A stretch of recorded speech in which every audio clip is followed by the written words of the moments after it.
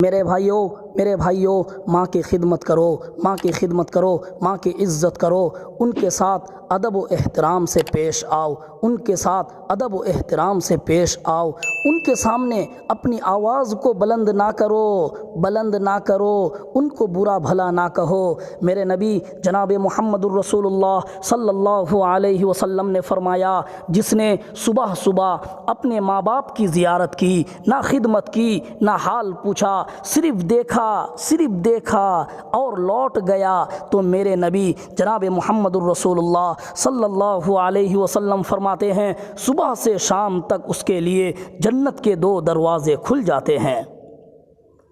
میرے بھائیوں بدبخت ہے وہ انسان جسے بوڑھے ماں باپ ملے پھر ان کی دعاؤں سے جنت میں نہ چلا جائے۔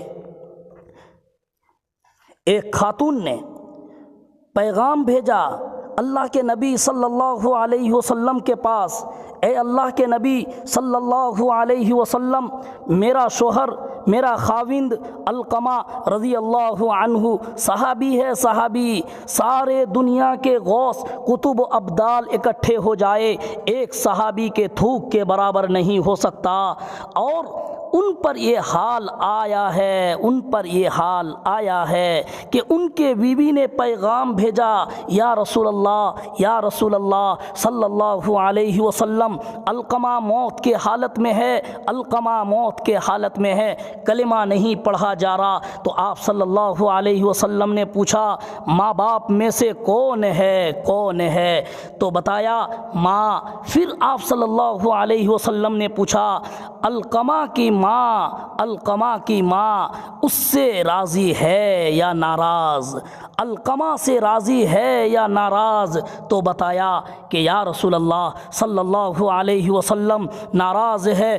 تو فوراً آپ صلی اللہ علیہ وسلم نے ان کے والدہ کے پاس پیغام بھیجا کہ علقمہ کی ماں، یا تو تم میرے پاس آ جاؤ یا تو پھر میں آپ کے پاس آتا ہوں۔ تو علقمہ کی ماں کہنے لگی، یا رسول اللہ صلی اللہ علیہ وسلم، میں آ رہی ہوں۔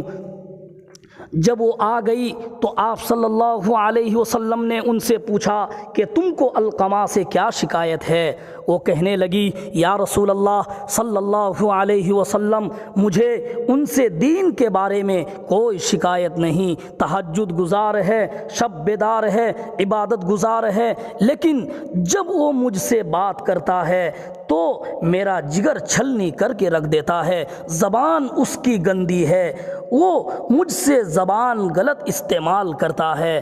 تو آپ صلی اللہ علیہ وسلم نے فرمایا کہ تم اسے معاف کر دو۔ تو وہ کہنے لگی، یا رسول اللہ صلی اللہ علیہ وسلم، میں اسے معاف نہیں کرتی، اس کو نہیں پتا کہ میرا بیٹا موت کی حالت میں ہے، میرا بیٹا موت کی حالت میں آ چکا ہے۔ تو آپ صلی اللہ علیہ وسلم نے پھر کہا کہ معاف کر دے۔ جب وہ نہیں مانی تو آپ صلی اللہ علیہ وسلم نے فرمایا، بلال لکڑی اکٹھا کرو اور علقمہ کو آگ لگا دو۔ تو اس وقت اس کی ماں بولنے لگی، کہنے لگی، یا رسول اللہ صلی اللہ علیہ وسلم، یہ آپ کیا کہہ رہے ہیں؟ علقمہ کو آگ لگائیں گے؟